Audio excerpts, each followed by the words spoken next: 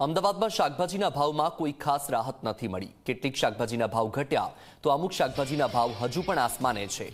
1 kilo કંકોડા અને ફણસીનો ભાવ 120 થી 150 રૂપિયા થયો।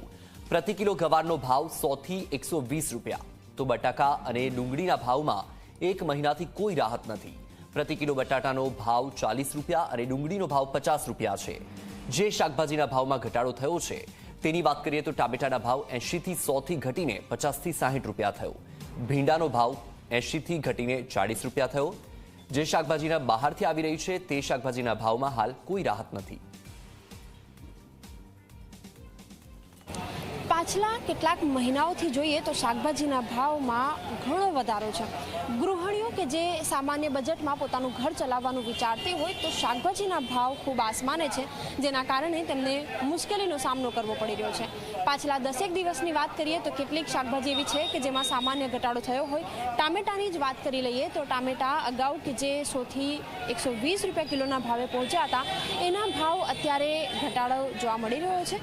50 થી 60 રૂપિયા કિલો અત્યારે ટામેટાના ભાવ જોવા મળી રહ્યા છે, પરંતુ સાથે જ કેટલીક શાકભાજી કંટોળા હોય, ગવાર હોય, હજી પણ 120 રૂપિયા 100 રૂપિયા કિલોના ભાવે મળી રહી છે।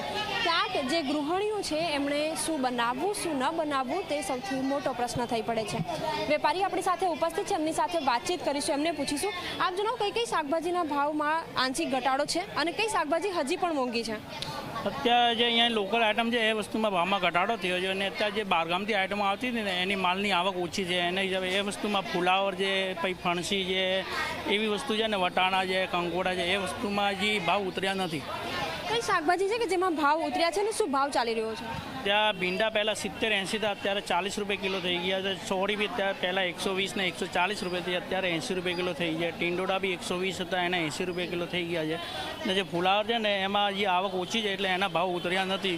જે આમ જોઈએ તો ફુલાવર છે, સરગવો છે, પરવલ છે, રવૈયા છે। રવૈયા વરસાદને કારણે સડી જાય છે ને એટલે રવૈયામાં બી ભાવ ઉતર્યા નથી હજી।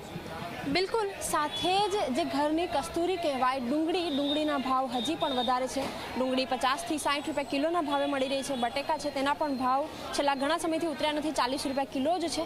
એટલે ક્યાંક જે પ્રોપર બજેટમાં ગૃહિણી પોતાનું ઘર સાચવવાનું વિચારતી હોય તો નિશ્ચિત રૂપે તેમને ક્યાંક મુશ્કેલી થઈ પડે।